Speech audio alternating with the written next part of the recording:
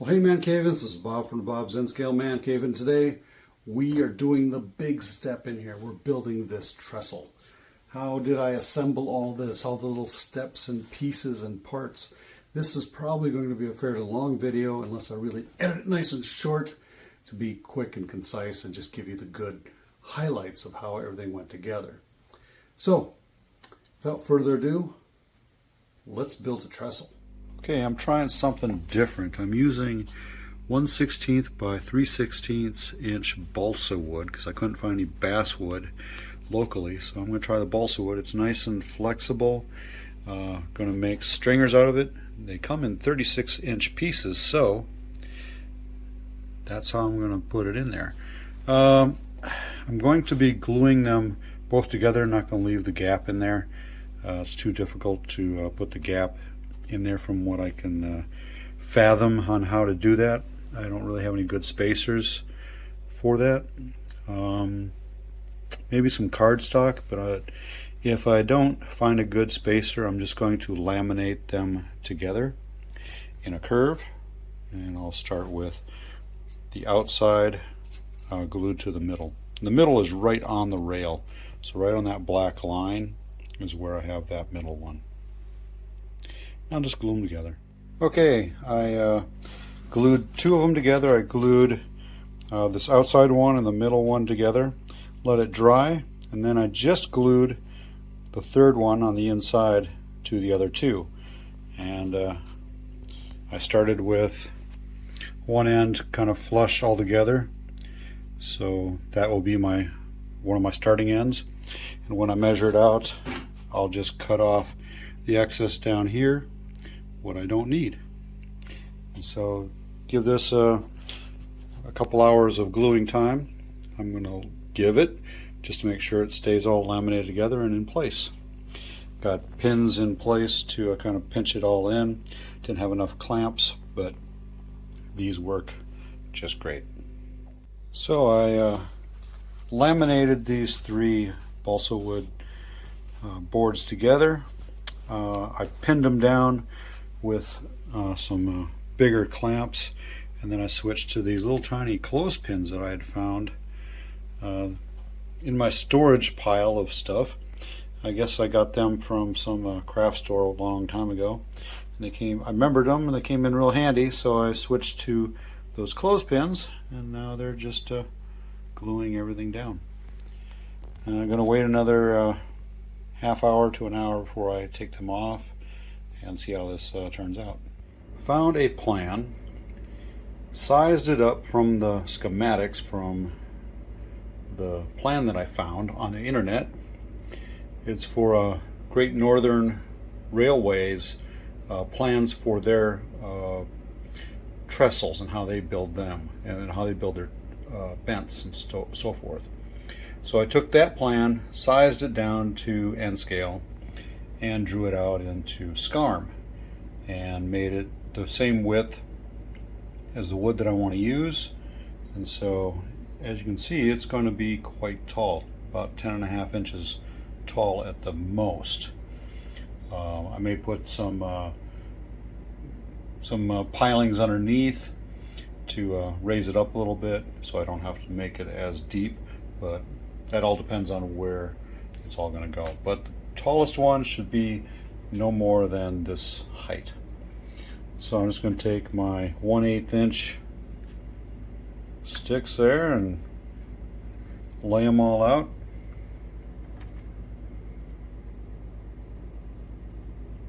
Just lay it on the plan, and then I'll cut all the pieces that where they go, angle up these up here at the top so that they're the right angle to be flush on that top deck, and do the same thing at the bottom deck if I need to as well.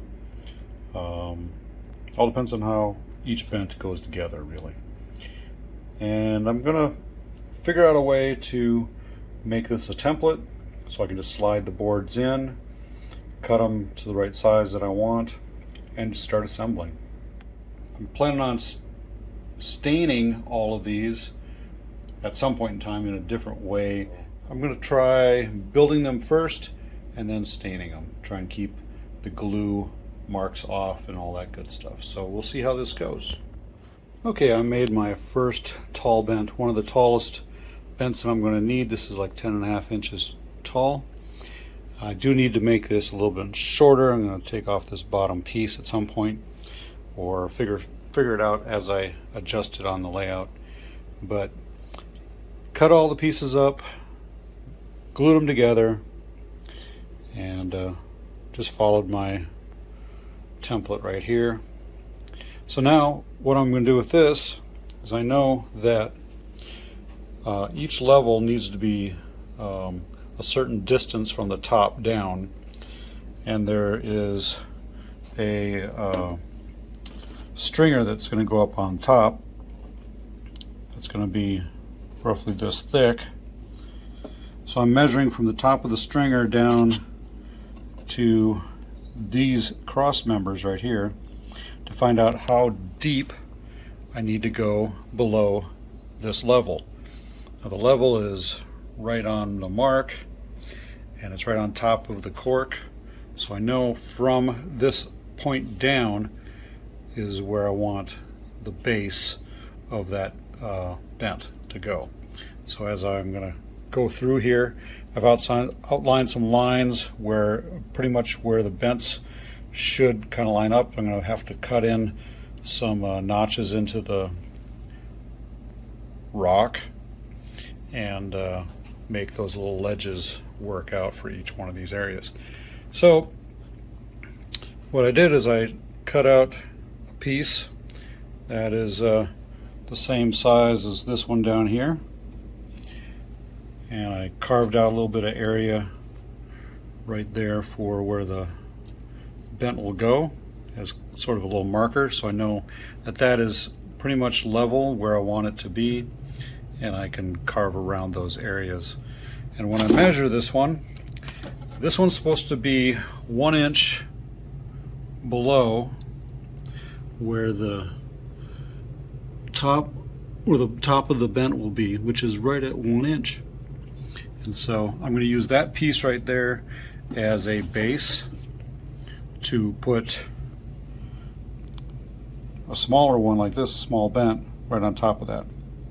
So this one here will be down on the bottom of this right here, or I may just make one custom a little bit longer to fit in right there.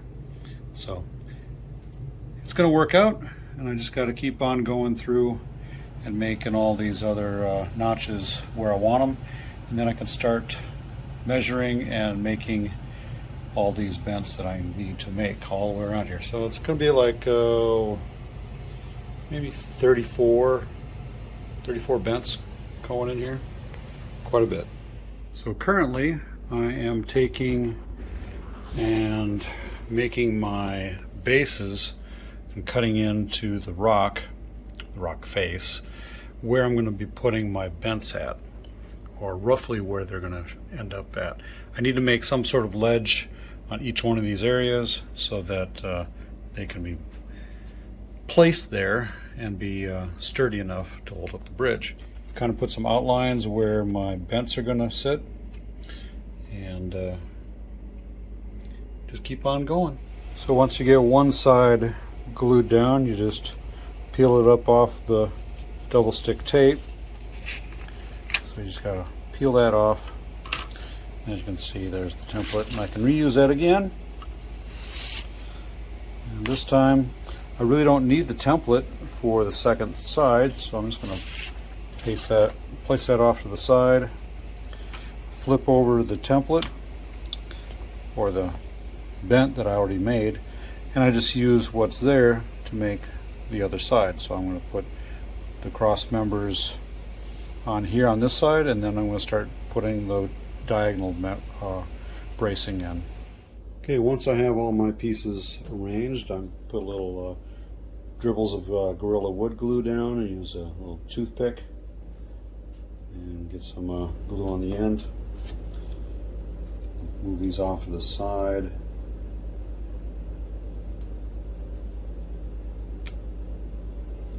And carefully take these pieces off the tape.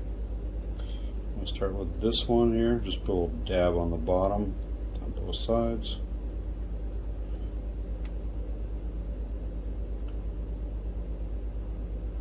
Stick it back in place.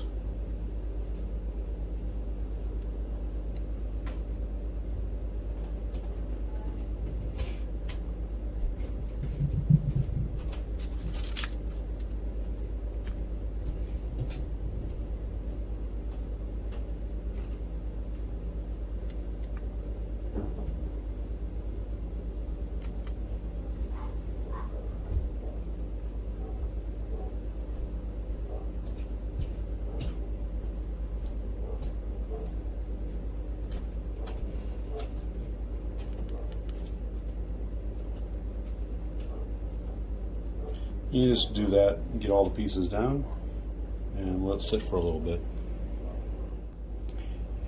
And after those are set down for a little bit, a couple minutes or so, I'm going to put a brace across both of these to keep them lined up so they glue straight.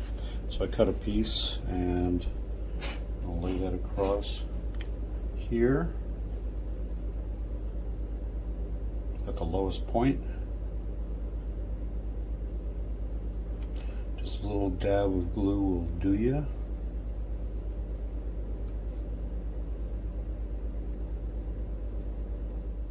Most importantly, you want this to be flat and parallel with the base as well. Then I'll put another piece up here, and then I'll start putting in all the pieces going down. I'm going to cut all the pieces first and then glue them all in place. Okay, now that I got all my pieces cut and laid out where I want them, I'm just going to glue them in place. I'm just going to move them down a little bit there. Get my toothpick out. Just a little dab on each brace and just pick it up, line it up, make sure it's square at the top and with your design underneath.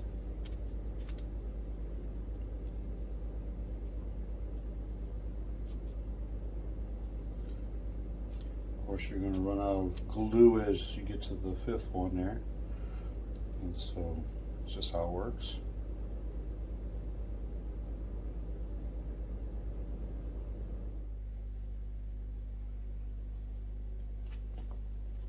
There, now I have those all glued down. Just let it dry for about 5-10 minutes. So while I'm waiting for all these to dry, I can start measuring and cutting all these cross bracing. So on the top 3 levels, they go from one side all the way to the other side. All the levels down below that, it's split in half. So you got 2 X's on each side, one on this side and one on this side, and it goes all the way down like that. And that's kind of prototypical with the great northern design there.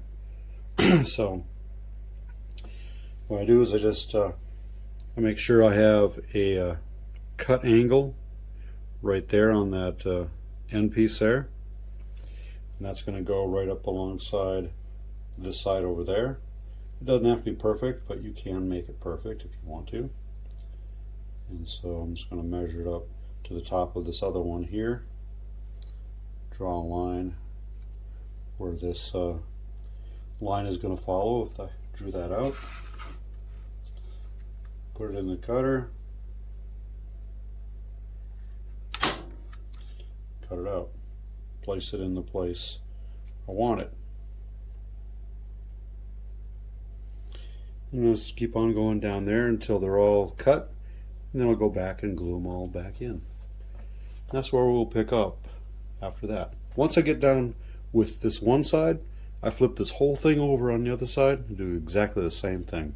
So now that I have this first side done, I just got done gluing all that, I can pull this up because the sides have been dried enough.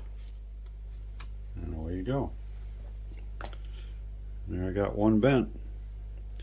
Well, one customized bent. Now let's see if it fits in place.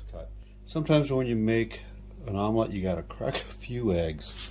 In fact, you gotta kind of grind down or scrape down some of the scenery to make your project fit.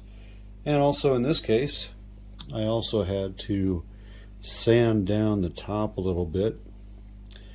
It was just a little bit too tall, and I also sanded the bottoms down a little bit to make it fit inside the scenery. I cut it just a hair too long, but now that you get it to fit right in there, it's going to be not too bad of a fit. There we go. Well, I have some of these bents made, and I've been working on this center piece that goes over the stream, and added in extra pieces on the inside here to support the cross beams over here, and put in these two other bents up in the middle. Still have to put the stringers up underneath the track and get that all leveled out. I'm going to build all the bents before I do anything else. I have some more wood coming in in the mail. I needed more of this cross bracing that's right here. It's 1/16 by 3/32, and I ran out. So I got another 60 of them coming. So yeah, hopefully that's going to be enough to finish all of the bents that I need, and probably also do some cross bracing as well. I may have to pick up some more, I don't know, but we'll see. It's going to take a lot of wood, I guess. Well, I've got the left side built for all the bents anyway. I've gotten them in place. I've got 15 bents all the way up here to this one, and this is the right side one going this way. So now I have to build the whole right side. Now I'm using this level. As you can see, it's level all the way across here. I have this piece of wood going down here to the base. Gives me a nice level piece. And I have my stringer right to the bottom of that. So everything is where it should be when I finally put it all together. So I'm doing that so I can get the right height of all the bents in each one of these areas. So I'll get close at least and make it fit. Should work out pretty good. So the first step is in making these bents is to find out how tall this bent is going to be where I'm going to be building it at. So in this case, up to this point, I'm going to put my trusty ruler right in here and take a look at the very bottom of the stringer, because the stringer is level where I want it now, because I have all the architecture setting up here, making sure that it is level. And where I'm at is going to be just a little bit under 8.5, but I have some plaster down here that's raising that up a little bit higher. I'm going to scrape that off, and so it'll be roughly right at 8.5 inches. So that's where I'm going to be, right here, 8.5. Okay, I finally finished all of the bents and kind of have them roughly where they're going to go, at least on each side. They're not standing up on their own. You kind of need some help with that, you know, with some little tiny clothespins and stuff. I found these little clothespins, I think at Hobby Lobby or something like that, but found them somewhere. Anyway, they come in pretty handy. I do have to get everything lined up at some point and start gluing them in. I'm going to take and line them up and mark somewhere along here where each one of those bents are going to line up, so I can glue them down later on. But first things first, I'm going to have to start doing some scenery underneath all of this before I start putting the bridge together, because I'm going to probably have to put some scenery on there that's going to affect the height and level of the bridge. So I may need to do some modifications to these bents. So right now it's kind of a rough start, but we're going to continue on with the next step, and that's finishing up some of the scenery and getting all the paint on there and rocks maybe and those kind of things. Get those things out of the way that are going to be hard to do once the bridge is put in place, especially like this stream down here. Okay, I'm getting ready to start putting this trestle together, and what I wanted to do is try and make sure I had the stringers all positioned in the right place and on the track plan. So since the wood is kind of flexible and didn't want to be right where I wanted it to, I pinned it down again, and then I glued this cross bracing across there. Now this is going to be the top of the track, so these are temporarily glued on there so I can at least have them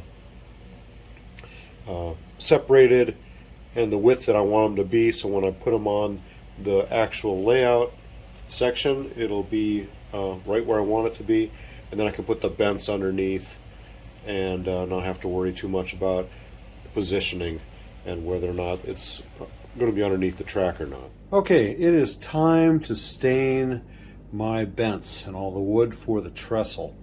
I'm at a point where I need to start putting this trestle together and get it installed on the layout module.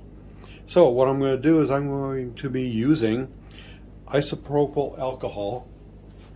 This is 91%, and I've got Fiebing's leather dye. I've used this before, and you probably have seen this process done before on my previous videos when I did my other bridges. But anyway, I've got USMC black, marine black.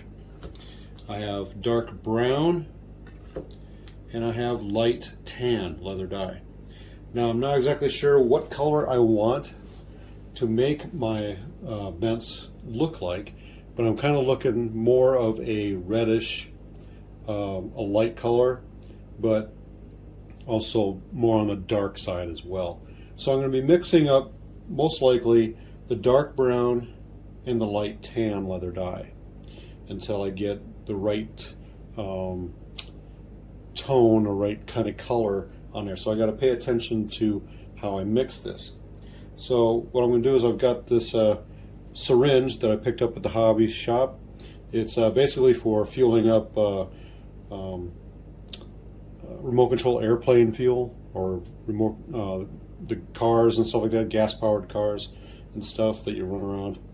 And I use that to suck out the dye and place it in my mixing dish. So I'm going to put in a bunch of alcohol, and then I'm going to mix in the dye and see what I come up with. And I'm going to test that the colors on some scrap pieces of wood. I have some balsa wood, which is under the going on the stringers that are going right underneath the track, and basswood, which is what the rest of this is made of. So we'll start doing that. Also have some rubber gloves because you're going to get messy.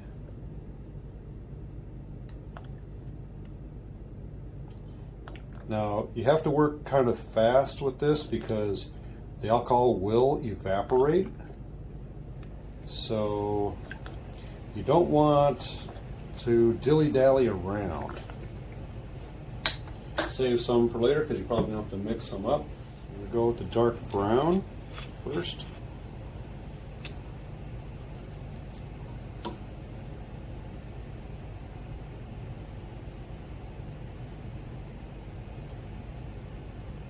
I'm going to go with 8 milliliters, almost 9.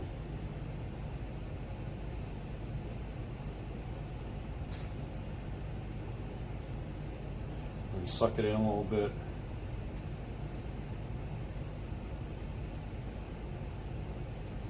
You want to get it all out of there because you're going to be mixing it with another color.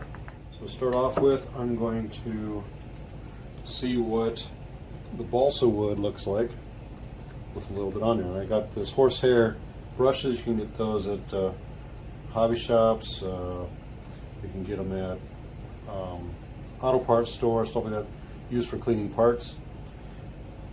And as you can see, that's what a dark brown kind of looks like.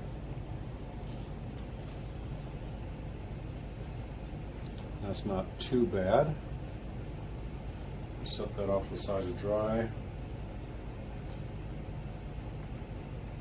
Just kind of dip it in here. The longer it soaks, the deeper the color gets inside the wood. So that's not too bad of a color. It's probably not dark enough for my liking, but I do like the tint.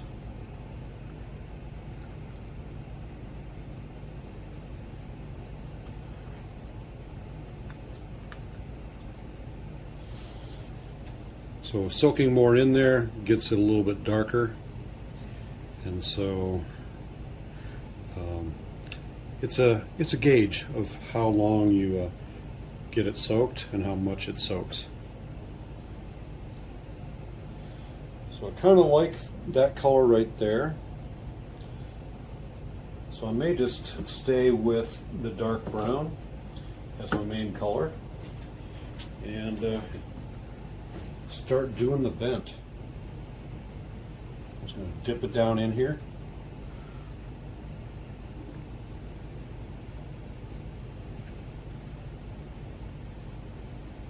Start dribbling it down.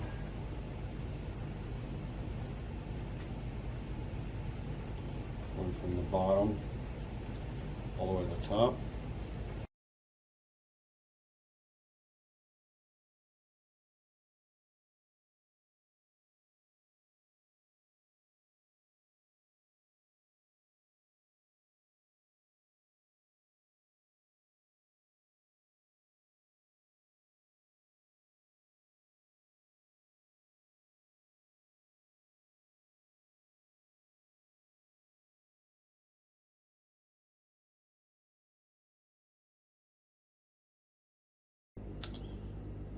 There.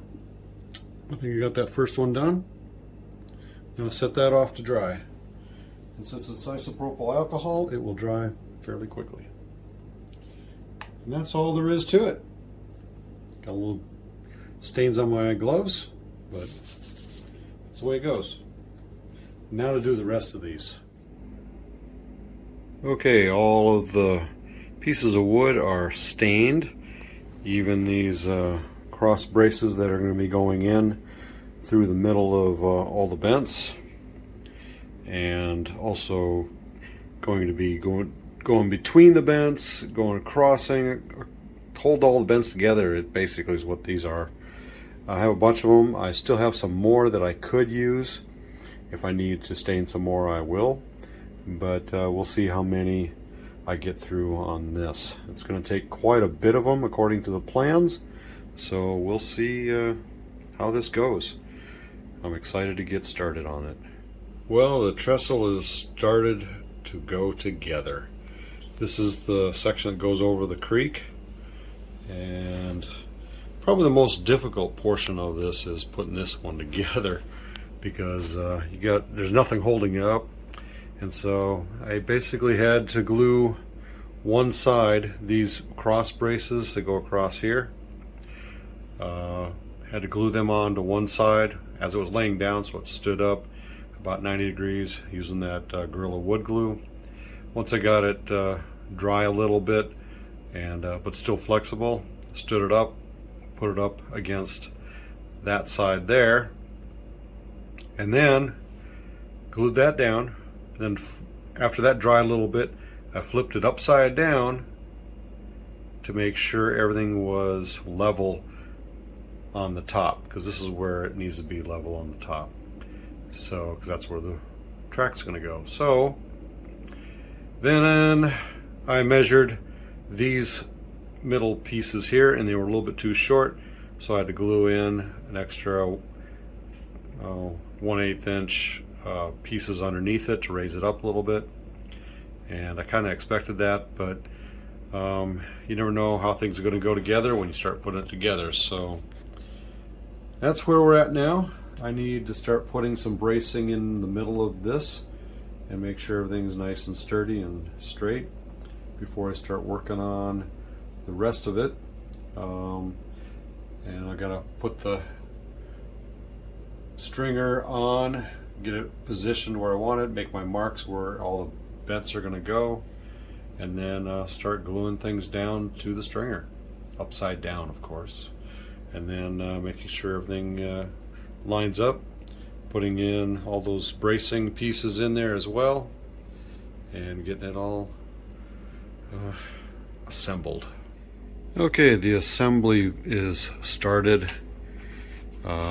Basically I have to make sure all of these bents are at the right height and everything's going to fit properly where I want to put them. I'm using a level to get the level of the sides so that I can make sure that everything's lined up on the base where it's supposed to go, and it's lined up with the top, and I'm marking where each one of the bents is going to be glued on the bottom.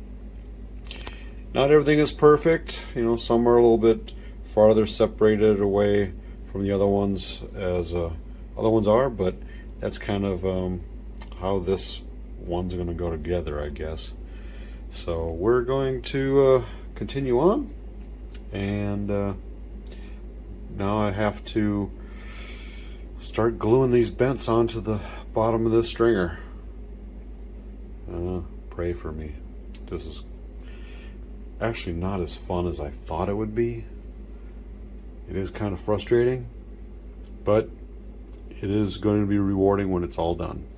Okay, so I am going to glue in place the center piece so I know exactly where all my pieces should line up against. So I want to make sure I have a good reference point. So I'm going to glue this to the center. I have my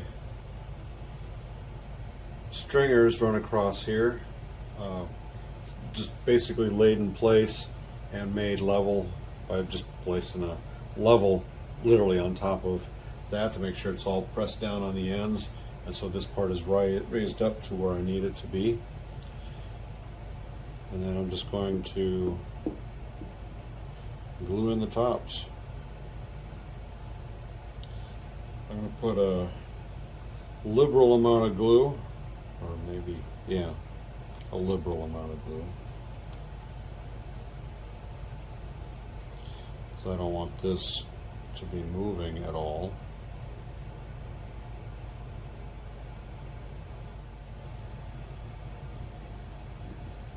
Raise that up.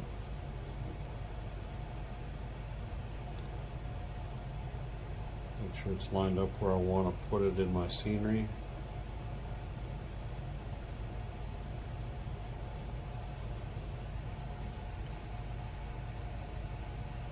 Place it down on top. Sure, I'm going to have a little overshoot of glue on the sides. You can take and wipe that stuff off. Choose to do so. I'm just going to lay some weight on top of that. Hold it down in place. Now with this particular bridge, the scenery is not completely perfectly level, and all my bents were not exactly the right size and shape to fit exactly where I wanted it to at the height I wanted it to, so sometimes I had to sand some things down and get things level. But once I get all these in place and I get a perfect level on top, I'll have to go and fill in at the bottom of the bents, you know, raise those things up as I need to, and so forth. So all my preliminary sizing has been done, and it looks like it's going to turn out fairly level where I want it to be. I will have to go and do some filler and raise things up and flatten them all out and so forth. to make it look like it's sturdy enough and doesn't flex up and down like this when you push down on top of the track.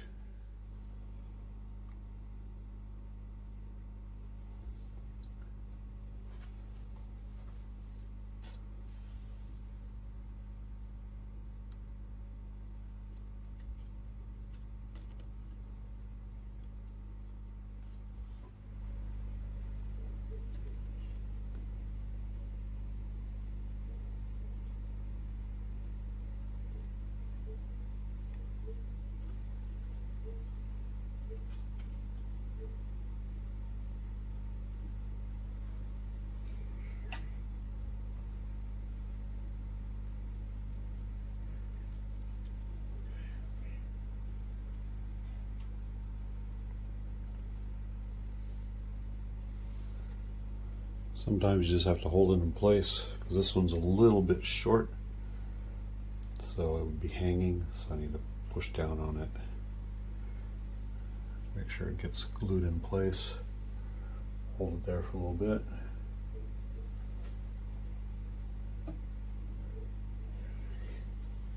Okay, I have the left side done with the vents being glued in place. Need to put in some bracing next after this, at least on this side. Not sure if I'm going to start on the right hand side yet, you know, with the vents over there, but I still have to put in all the bracing, and it could be a little difficult to maneuver all those sticks through there, but I think I'm going to do that after I get them all glued in. You know, lift the bridge out and then glue all the bracing in, make it a little bit easier for me to get all those pieces in there. So that's what I'm going to do next. I'm going to get the right side in and then start doing the bracing. Okay, so I have all the vents glued in place where I'm going to have them, and I got the track kind of sitting up on top just to see how it all looks. Next steps is to take this out and start putting in the bracing in between the vents down here in the middle along the second and the fourth vents, and then those two go on either side, sort of like this is in the middle here. I'm going to just continue doing those all the way around the corner and get it all finished. And then I got to put in cross bracing between all the vents, and that's going to take some time. So I'm starting to feed these bracings through the legs of each vent and going around on both sides of two of the girts. The problem with a curved trestle is nothing really lines up straight, and things don't always get spaced out the same way. And with these 1/16 inch pieces of basswood, they like to spring straight again, so you have to kind of squeeze them in, weigh them down as you're gluing them. I'm currently gluing the inside one, so I have to pull it this way to get it pushed up on the vent post there, and let that glue for a little bit, and then I'm going to glue this outside one, and I'm basically just the opposite, going to have to squeeze it in to make that curve. So any way you can do it, do it. Sometimes you have to break them up into smaller pieces, like this one here is only from here to there, then I got a small one in the middle there. Over in there I've got another one there that's just kind of, they're kind of cockeyed, so they're split in a couple because they didn't quite bend very well around those vents. And so it's a love-hate relationship with curved trestles. Well, I have one side of this bridge mostly done with the inside bracing between vents. I do have to go and turn this around and work on the other side just the same way. Probably going to be a little bit more difficult because it's a tighter curves on that side, so we'll see how many pieces of wood I break as I put these things in. Pretty difficult to slide them through sometimes and just kind of get them bent backwards and stuff. I did break one of those off trying to bend it in there, trying to get it in, and you know, that's the way it goes. But so far so good. The next steps would be to put in the cross bracing pieces between vents, you know, down in that area, and just put all those pieces in there. And that's going to be even more time consuming, but at least easier because it's on the outside. So far so good. I do like how it is turning out. Okay, I've got this one side completely filled in with the center bracing, and now I have to do the last quarter of this and get this other side done. Starting to run out of sticks, so hopefully I have enough for the cross bracing. If not, I'll figure that out later. Okay, I'm using my chopper to cut little tiny angles on the pieces of wood, the side bracing, and as you can see, you go from the top, and then the next piece goes below that to the top, and so forth all the way down. And putting little dabs of glue on the back sides of that and sticking it on using a tweezers. You know, just helps out a lot. So I got a lot left to do. Once I do these angles going this direction, I'll do the same thing going up this way, because it's going to be on the opposite side. And then on this side, at the tops, I want to go from here to that corner, and so forth down on both sides, so it's going to have a big X shape all the way across, little lattice work. Got a lot of pieces to cut, individual pieces for all of this.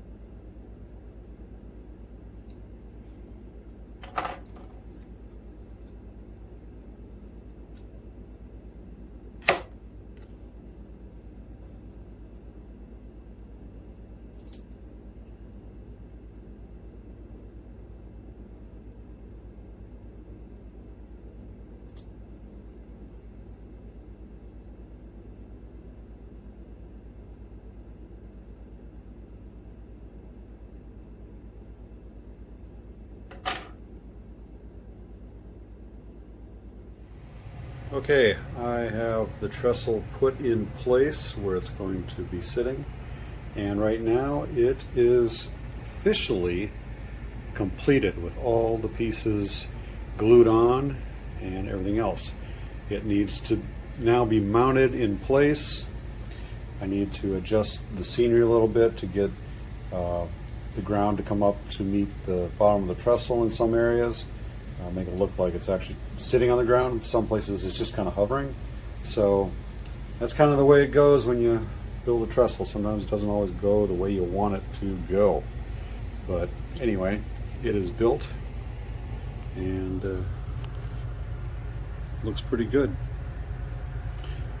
It's not perfect, but it's going to work out just fine. Okay, part of putting all this bridge back together again is making sure it fits in the landscape properly. And so I found in one area or a couple areas here where I needed to kind of extend some sort of bracing underneath this bent here and both there. And so I got to add a piece in there because there's just no ground underneath where this sits. So kind of got to make it look right, or look close anyway. You know, tactical deception. I have finally gotten down to the point where it's ready to start gluing in this bridge in place. I've put down all the scenery that I can do underneath the bridge that I really want to have access under the bridge to get to. And so it's about that time. So what I did have to do was, when I put this in, I got it in place, I used my handy dandy level to see if the top here was level all the way across. What I found was that on the outside curve on some of these areas, like right over in this area here, it was tilted to the outside and not the inside. And you kind of want tilt to the inside so that your trains don't go flying off the side, because you know it's the wrong angle. So you kind of want it super elevated a little bit to the inside. So I wanted it not too much elevated and stuff. So to fix that, I had to take some sandpaper and I sanded down the inside rail, because it was sitting up a little bit taller than the outside rail, which caused it to lean the other way. So that is now level pretty much all the way across. This side over here is super elevated to the inside as a train comes in or out, but it's level most of the way all the way around and flat enough for me to be acceptable.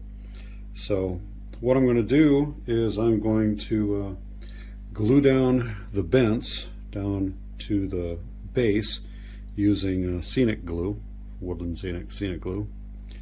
Not all the bents, but some of them that are actually touching the scenery and the ground. I'll put some glue under that, hold that in. Underneath the ends, which they go on to some wooden blocks, that I'm going to use Gorilla Glue, the wood glue that I used to put the whole bridge together. And then I'm going to take some track pins, the foam track pins, and put them up against the outside of the edge right over here to pull that toward the camera, okay, because it's not quite a perfect radius. So I'm going to pull that in a little bit, and then I'm going to put some 5-pound dumbbells on the ends there to hold it all down and glue it in place.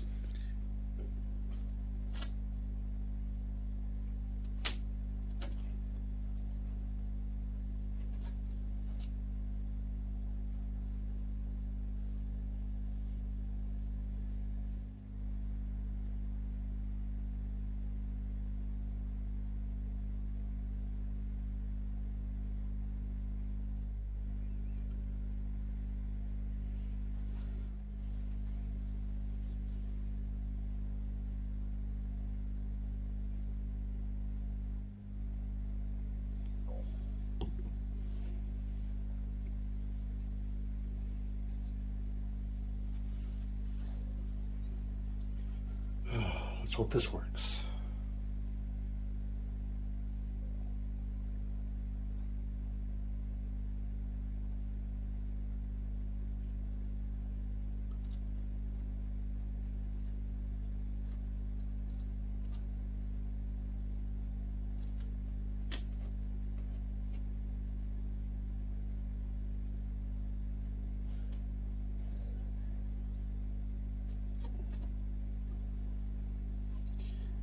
Always comes out easier than it does going back in.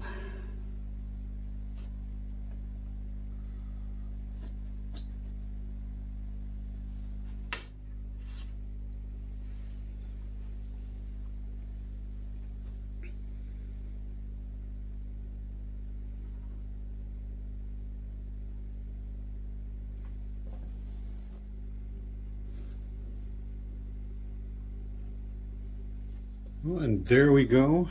I have the bridge glued down and in place, and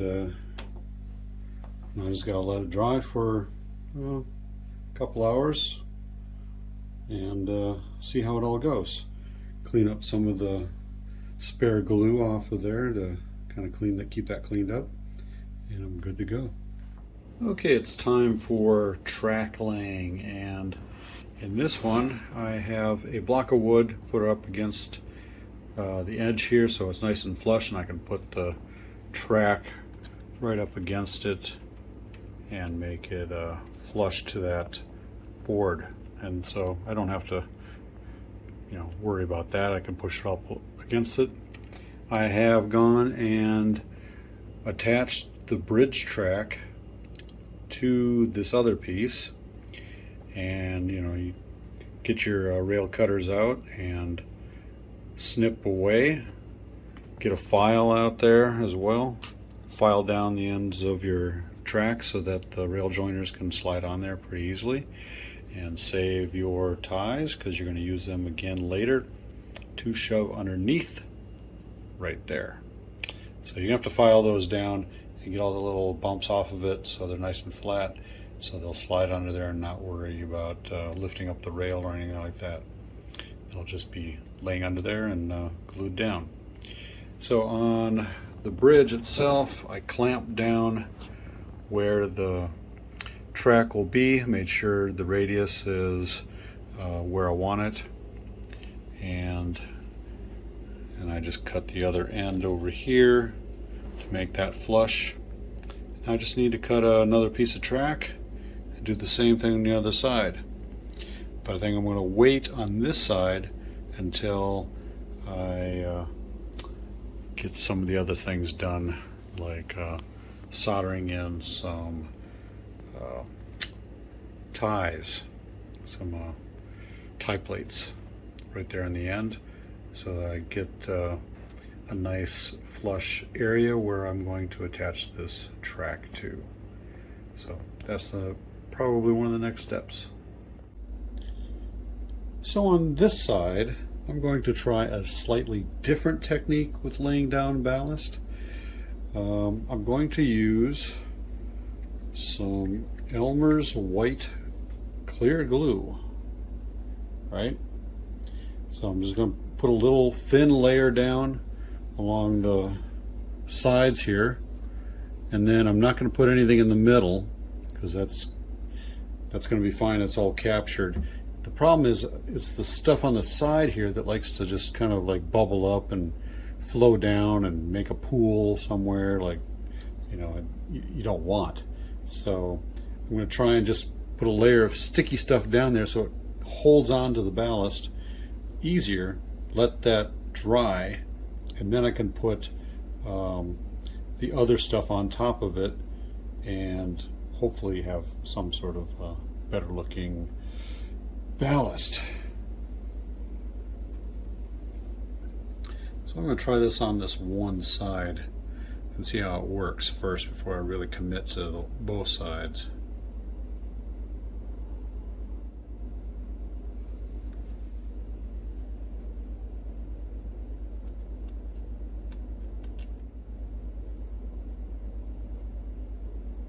Problem with the cork is it kind of sucks up the glue. I'm trying to lay down on the side.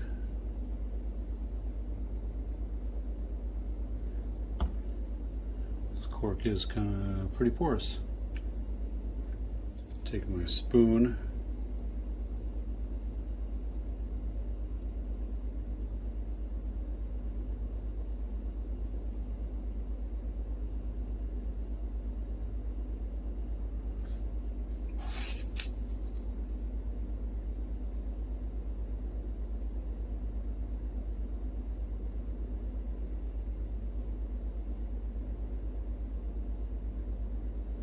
Put a piece of tape up here to keep it from going off the edge of my table, or onto the table actually, just kind of keep it from spraying all over the place.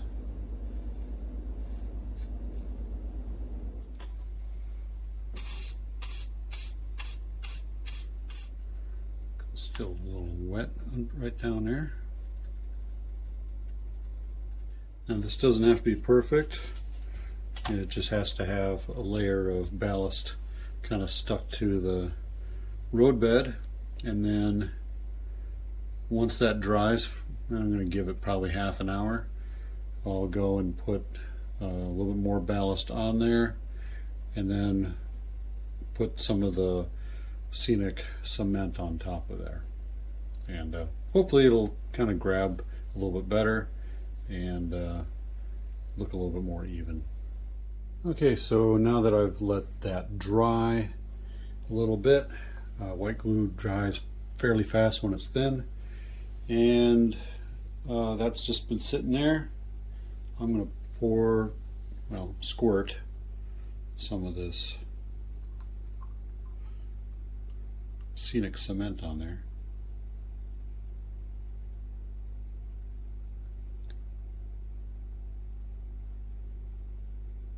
It seems to be helping quite a bit, actually, having that glue there.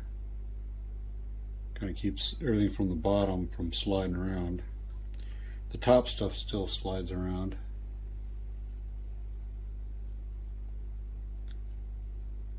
But it's not as much. So that actually is working out fairly good for me. Now if I need to add some more, I sure can.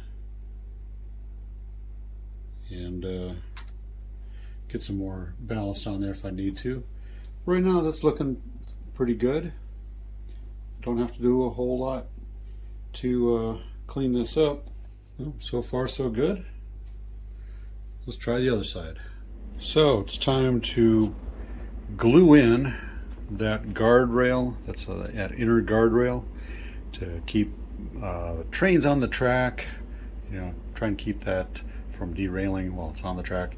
And you got to super glue it in. So I picked up some Hobbytown Instacure a while back, some CA glue, and I picked up one of these little needle bottles that has a little needle up on top for applying the glue, and it's working out fairly well.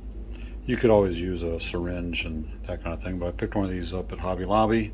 It's working out pretty good. Just poured some of that in there, and then I ran CA glue all the way down on the inside of the track where it's going to be gluing down, and then I placed the track in there, and it's not instantly curing it, so it's going to have to sit there for a while. So I clamped it in place, and then I applied another bead along the inside up against the little pins that are holding it in place, and just extra glue in there. So I went all the way down. And now I'm going to let that sit around for about an hour or so and fully cure and see if it works or not. Otherwise I'm starting over or just pulling it off.